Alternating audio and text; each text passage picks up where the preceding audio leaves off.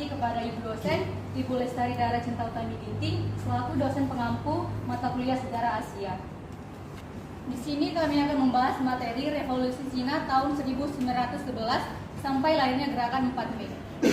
Selamat pagi teman-teman semua. Kali ini saya akan membawakan mengenai latar belakang dari Revolusi Cina. Revolusi Cina atau yang biasa dikenal dengan nama Revolusi Xinhai adalah sebuah gerakan revolusi yang terjadi pada tahun 1911 sampai 1912 dengan berakhirnya dinasti Manchu yang ada di Tiongkok. Revolusi ini menjadi titik awal berdirinya Republik Tiongkok. Revolusi Cina tak lepas dari seorang tokoh yang mempelopori gerakan ini, yaitu Sun Yat-sen. Dia adalah seorang pemimpin kunci revolusi Tiongkok dan juga diakui secara luas sebagai bapak negara Tiongkok modern, baik di Republik Tiongkok atau Taiwan maupun di Tiongkok Daratan. Sun Yat-sen lahir di Xiangshan, Guangdong pada 12 November 1866 dan wafat di Beijing pada 12 Maret 1925 di umurnya yang ke-58 tahun. Sun Yat-sen yakin bahwa Tiongkok perlu ditata dengan cara baru melalui revolusi, dikarenakan pada waktu itu Tiongkok diperintah oleh seorang kaisar yang berkuasa seolah-olah seperti dewa, dengan kebijakan-kebijakan dan perintahnya yang tidak selaras dengan keinginan rakyat atau masyarakatnya. Maka dari itu pada tahun 1895 Sun Yat-sen memimpin pemberontakan di Kanton. Namun pemberontakan ini dapat diredam oleh pemerintah. Pada 10 Oktober 1911, organisasi-organisasi revolusioner di kota Wuchang melancarkan pemberontakan besaran yang mengejutkan pemerintah setempat. Keesokan harinya, seluruh kota berada di tangan para pemberontak. Pasukan Qing setempat melarikan diri dan terbunuh selama beberapa bulan. Pada tanggal 3 Januari 1912, sekelompok kelompok pemberontak yang mulai berusaha membunuh Yuan Shikai dan pemberontak mulai berbaris di Beijing. Revolusi Cina di tahun 1911 dihasilkan dari berbagai macam pemberontakan yang melawan dinasti Qing. Namun gerakan di balik pemberontakan tersebut tidak terkoordinasi dengan baik dalam satu organisasi dan memiliki tujuan yang berbeda-beda. Tetapi semua pemberontak bersatu dalam menghapus kekuasaan Manchu dari Tiongkok. Materi selanjutnya akan disampaikan oleh Ken.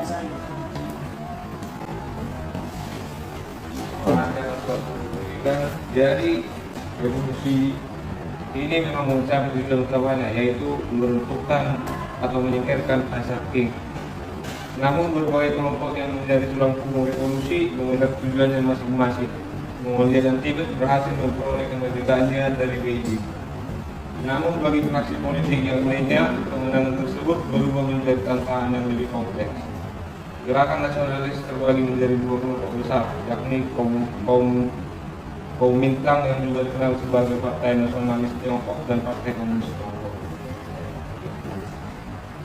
Selain ingin memberhentikan sistem dinasti di Cina, revolusi ini juga dilatar belakangi oleh beberapa peristiwa besar yang terjadi di Cina seperti peperangan dengan negara-negara Asia. Perang melawan Prancis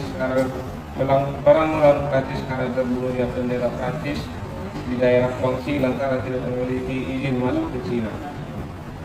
Sementara Tiongkok terperangkap melawan Prancis dan Inggris, melatar belakanginya terjadinya perjanjian Peking pada 1860.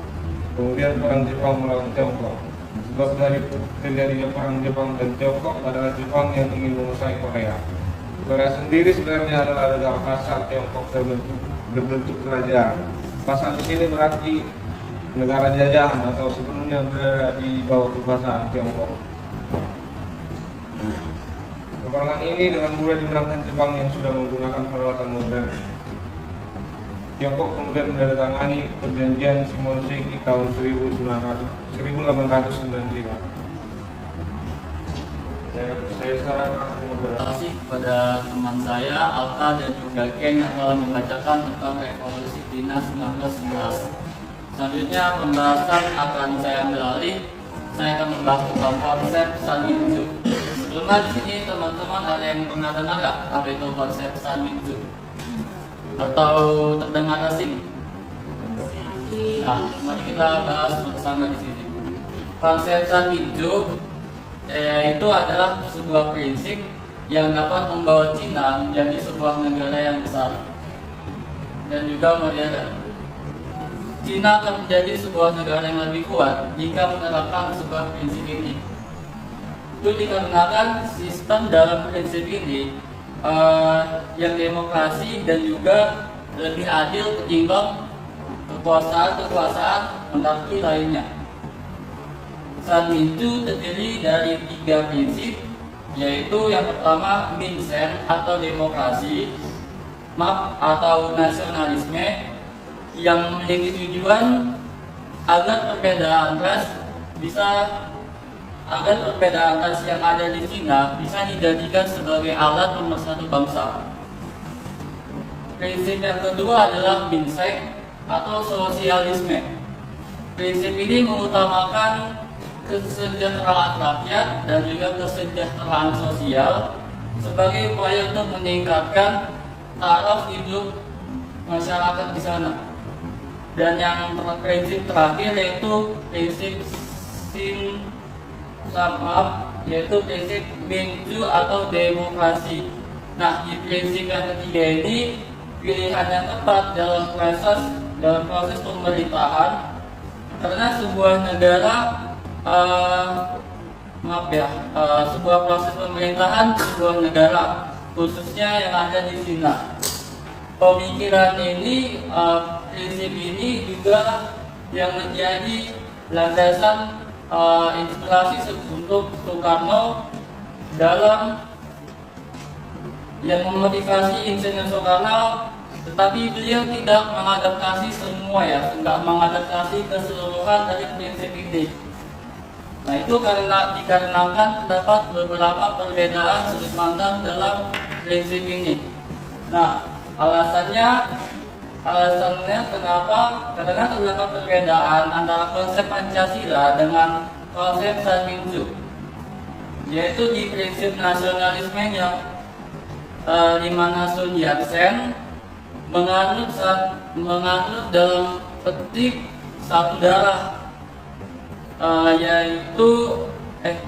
dan Soekarno menganut nasionalisme dalam seluruh aspek kehidupan. Nah, dari sini aja berbeda antara satu darah dan juga keseluruhan dalam sistem kehidupan yang memiliki arti dalam suatu negara. Setiap rakyat itu sama, kastanya sama, tidak ada perbedaan antara satu bangsa dengan bangsa yang lainnya.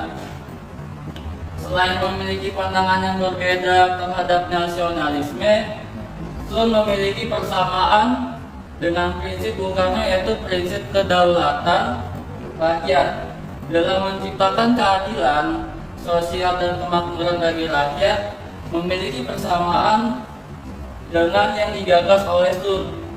Dan yang terakhir yaitu prinsip ketuhanan. Dalam hal ini Bung Karno sendiri berpendapat bahwa kepercayaan merupakan sebuah hal yang mutlak bagi setiap manusia. Sebisa mungkin harus saling menghormati dan saling bertoleransi antar sesama manusia.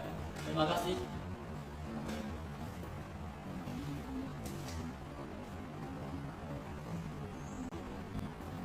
Baik, saya akan menjelaskan materi bagian nomor 3 tentang gerakan 4 Mei. Gerakan 4 Mei ini adalah sebuah gerakan anti-imperialis, kultural, dan politik yang tumbuh dari para peserta mahasiswa di Beijing pada 4 Mei 1919. Mereka memprotes respon lemah pemerintah Tiongkok terhadap perjanjian Versailles, terutama karena mengizinkan Jepang untuk memperoleh wilayah di Shandong. Shandong ini adalah sebuah provinsi di Tiongkok yang telah diserahkan oleh Jerman setelah pembentukan Tsingtao. Di Shandong ini juga bisa diakses sebagai Qingdao yang artinya adalah sebuah kota di Tiongkok yang memiliki relevansi secara dalam pergerakan individu. Gerakan ini memicu protes nasional dan menandai bangkitnya nasionalisme Tiongkok, yaitu berupa sebuah pergeseran menuju mobilisasi politik serta jauh dari aktivitas budaya dan sebuah langkah menuju basis populis ketimbang elite intelektual. Yang dimaksud dengan elite intelektual ini yaitu yang mengacu pada sekelompok individu terdidik dan berpendidikan tinggi. Latar belakang terjadinya gerakan mengenai ini adalah pada tahun 1919 adalah gejolak politik dan sosial yang terjadi di Tiongkok pada saat itu. Ada beberapa faktor utama yang mempengaruhi timbulnya gerakan ini, yaitu terjadinya keterbelakangan Tiongkok. Pada awal ke-20, Tiongkok mengalami kondisi ekonomi dan politik yang sangat tertinggal dibandingkan dengan negara-negara Barat, pemerintah Manchu yang lemah dan korup, serta ketidakmampuan untuk melawan imperialisme asing menuju ketidakpuasaan dan serta nasionalisme dari kalangan intelektual dan mahasiswa. Yang kedua yaitu Kakta Versailles 1919. Pendatangan Kakta Versailles setelah Perang Dunia I memicu kemarahan di kalangan mahasiswa Tiongkok. Kakta ini menyerahkan wilayah Shandong yang sebelumnya dikuasai oleh Jerman kepada Jepang, bukan mengembalikannya kepada Tiongkok. Hal ini dianggap sebagai pengkhianatan terhadap Tiongkok dan merusak martabat negara. Yang ketiga yaitu inspirasi dan pemikiran Barat. Gerakan ini mendapat inspirasi dan pemikiran Barat tentang demokrasi, hak asasi manusia, dan nasionalisme. Buku-buku dan ide-ide dari pemikir Barat seperti Rousseau, Trotsky, dan Marx mempengaruhi mahasiswa di intelektual seluruh Tiongkok yang mendambakan perubahan sosial dan politik. Yang keempat yaitu pembelajaran di luar negeri. Banyak mahasiswa di Tiongkok yang belajar di luar negeri, terutama di Jepang dan Amerika Serikat. Mereka membawa kembali gagasan revolusioner dan reformis. Perbedaan dari reformis dan revolusioner ini adalah reformis adalah pendekatan yang mendorong perubahan sosial atau politik melalui perubahan yang lebih lambat atau bertahap. Sedangkan revolusioner ini adalah pendekatan yang mendorong perubahan sosial dan politik secara drastis dan cepat. Yang akan mempengaruhi perkembangan gerakan KTI. Tumpahan emosi dan ketidakpuasaan para mahasiswa dan intelektual merasa frustasi dengan kondisi politik dan sosial Tiongkok serta melihat perlu adanya perubahan drastis. Yang maksudnya adalah bahwa para mahasiswa dan intelektual di Tiongkok merasa tidak puas dengan situasi politik dan sosial dengan mereka dan mereka percaya perubahan besar dan signifikan diperlukan. Sebagai contohnya yaitu dalam sejarah Tiongkok ada protes mahasiswa seperti gerakan demokrasi Tiananmen pada tahun 1989 yang dipicu oleh ketidakpuasan terhadap pemerintah dan tuntunan untuk reformasi politik. Sekian dari materi saya dan akan dilanjutkan oleh kawan kita Natalia. Oke, terima kasih buat saya di sini saya akan melanjutkan materi para mahasiswa dan intelektual merasa frustasi dengan organisasi Tiongkok serta melihat adanya perubahan drastis di mana akumulasi faktor ini mendorong para mahasiswa dan intelektual Tiongkok berkumpul dan meminta reformasi pendidikan dan politik sosial yang akhirnya menjadi gerakan 4 Mei 1919, di mana gerakan ini menjadi satu titik baik dalam sejarah Tiongkok. Perang pertama membawa transformasi besar-besaran yang berujung pada peninjauan yang sendiri secara nasional. Ketika perang di Eropa pada tahun 1914 Tiongkok menghadapi tantangan intelektual yang serius dan tekanan asing dengan kekalahan mengalahkan dinasti Qing dalam perang Tiongkok di Jepang pertama pada tahun 1894 sampai 1895. Revolusi tahun 1919 mengakhiri dinasti Qing dan mengawali era politik di Tiongkok, namun Tiongkok masih rentan dari negara Barat. Pada saat ini, Tiongkok berubah dari masyarakat feodal dan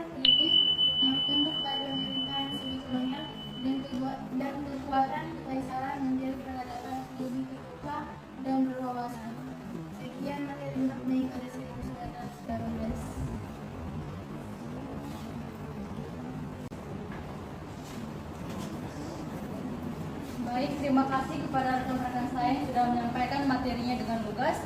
Selanjutnya, bagi teman-teman yang ingin memberikan masukan, saran, dan pertanyaan terkait materi yang kami sampaikan, kami persilakan waktunya.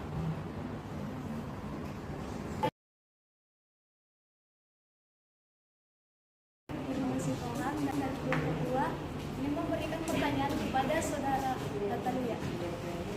Pertanyaannya, apakah ada pengaruh bangsa-bangsa lain yang melatar belakangi proses terjadinya revolusi Cina? Terima kasih.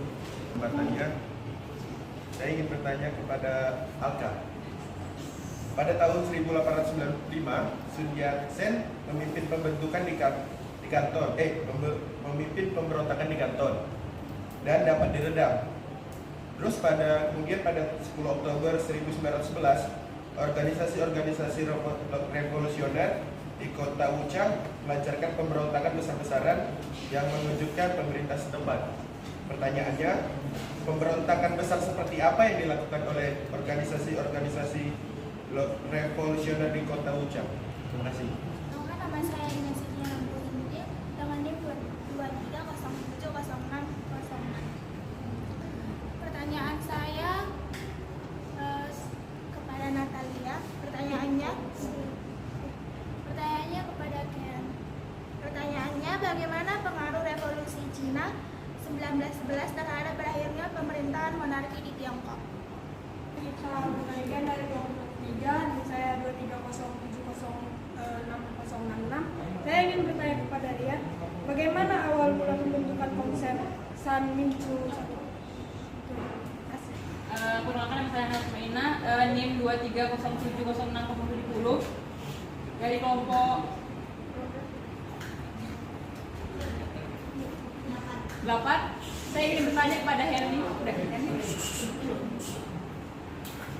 Herni tadi mengatakan bahwa banyak para mahasiswa Tiongkok yang belajar di luar negeri, terutama di Jepang dan Amerika Serikat. Mereka membawa kembali gagasan-gagasan revolusioner dan reformis yang akan mempengaruhi perkembangan gerakan 4 Mei. Apa contoh dari gagasan-gagasan reformis dan revolusioner yang dibawa oleh mahasiswa tersebut? Ini untuk seperti ini. Saya mau nanya, adakah campur tangan negara asing dalam revolusi 4 Mei itu tadi atau revolusi lainnya? Ya kan? Adakah campur tangan dari negara lain dalam menyokong gerakan-gerakan tersebut? Seperti ini. Terima kasih. Baik, terima kasih atas kesempatannya. Di sini kami akan menjawab pertanyaan yang diberikan oleh teman-teman kepada kelompok kami. Yang pertanyaan dari saudari Irma yang diberikan dari kelompok 2 yang diberikan kepada Natalia. Apakah ada pengaruh bangsa-bangsa lain yang melatar belakangi terjadinya revolusi Cina? Oke, saya akan menjawab pertanyaan dari revolusi Tiongkok. Di sini saya akan menjawab ada, karena revolusi Cina bermula dari pedagang Inggris yang mengalami kerugian ketika melakukan perdagangan di Cina. Sehingga untuk menutup kerugian tersebut, Inggris menyebutkan pintu yang diperoleh dari India. Pada awalnya hubungan perdagangan Cina dari Inggris berlangsung damai. Namun setelah diketahuinya kegiatan Inggris sangat membahayakan bagi kelangsungan hidup bangsa Cina, Kaisar Manchu memerintahkan supaya perdagangan itu dilarang. Akibat perbuatan Kaisar tersebut menimbulkan kemarahan Inggris yang menyebabkan terjadinya perang Cadu. Kesalahan yang dialami Cina pasca perang Cadu, bangsa Cina harus membayar ganti rugi dan membuka beberapa pelabuhan bagi Inggris juga bangsa Eropa lainnya, sehingga Cina terbagi atas beberapa daerah. Pengaruh yang dikuasai bangsa-bangsa Barat dengan tidak tunduk pada hukum yang berlaku di Cina. Bagaimana Irma?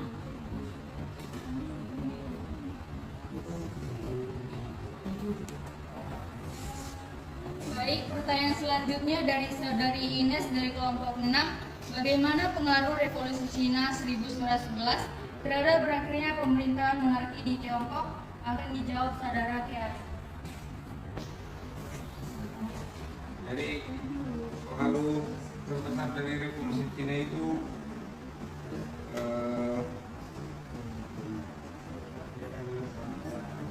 pengaruh terbesarnya terhadap pemerintahan Tiongkok itu, jadi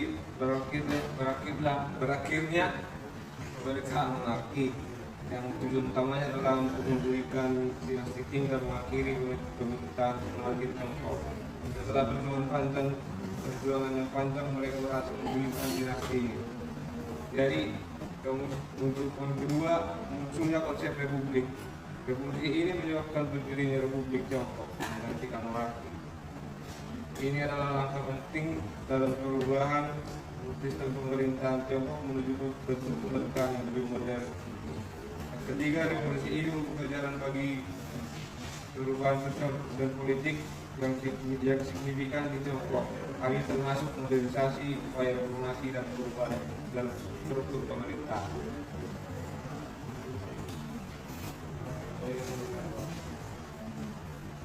Baik, pertanyaan selanjutnya dari Hana, kelompok 8. Banyaknya mahasiswa Tiongkok belajar di luar negeri yang membawa kembali gagasan revolusioner dan reformis untuk mendukung gerakan 4 Mei tersebut. Apakah ada contoh dari gagasan revolusioner dan reformis yang dipelajari para mahasiswa tersebut di luar negeri? Pertanyaannya akan dijawab oleh Henry. Baik, saya akan menjawab pertanyaan dari teman-teman Hana.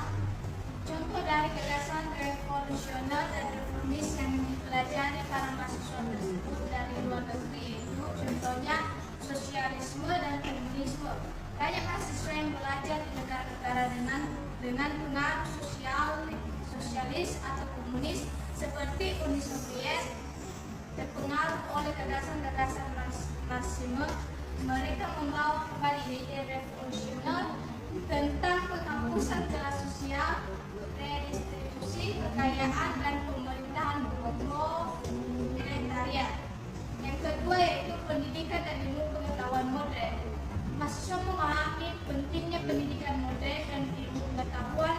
Mereka membawa kembali gagasan reformis tentang perluasan akses pendidikan dan pengembangan ilmu pengetahuan dalam memajukan Tiongkok.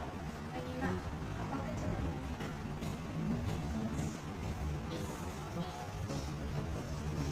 Selanjutnya pertanyaan dari Agung Anggara kepada Saudara Alka. Pemberontakan besar seperti apa yang dilakukan organisasi-organisasi revolusioner di kota Huachang sehingga membuat pemerintahan setempat terkejut atas pemberontakan tersebut?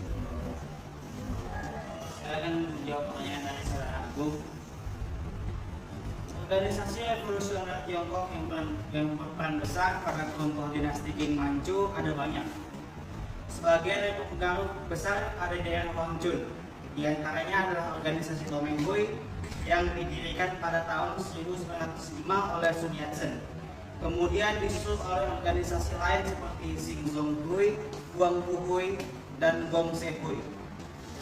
Gerakan dan organisasi tersebut dilakukan sehingga membuat pemerintah terkejut dan tidak siap untuk meredam massa adalah organisasi tersebut bergerak secara radikal dan terkesan memicu konflik fisik. Tak ayal terjadi pertumpahan darah antara revolusioner dengan tentara dinasti. Di samping mereka yang melakukan keributan dalam pergerakannya, para revolusioner juga menyebarkan pamflet dan poster propaganda untuk mengedukasi rakyat Cina tentang perlunya menggulingkan dinasti Qing. Domenghui juga mengadakan demonstrasi, pawai, konferensi, serta menyuarakan tuntutan rakyat Cina kepada pemerintah. Apakah jawaban saya sudah sesuai dengan yang Anda harapkan, Saudara Agung? Pertanyaan selanjutnya dari Saudari Nikita dari kelompok 3. Bagaimana awal pembentukan konsep San Minchu 1 yang akan dijawab Saudara Rian? Oke, sebelumnya terima kasih untuk Saudari Niki atas pertanyaannya.